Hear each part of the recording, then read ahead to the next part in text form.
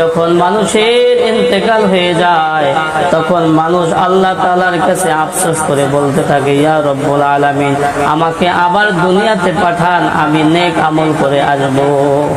আর সুযোগ আছে? সুযোগ নাই।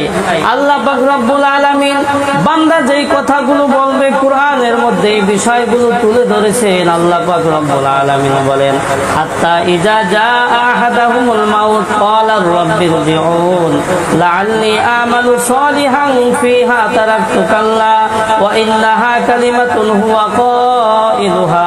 আল্লাহ পাক রব্বুল আলামিন বলেন, যখন কারো কাছে মৃত্যু উপস্থিত হয়ে যায় তখন সে আল্লাহ তাআলার কাছে বায়না ধরে, আল্লাহ তাআলার কাছে খুব কাকুতি মিনতি করে বলে, ইয়া রব্বুল আলামিন, আমি দুনিয়াতে নেক আমল করতে পারি নাই, আমাকে আবার দুনিয়াতে পাঠান, আমি পুনরায় নেক আমল করে আবার ফিরে আসবো।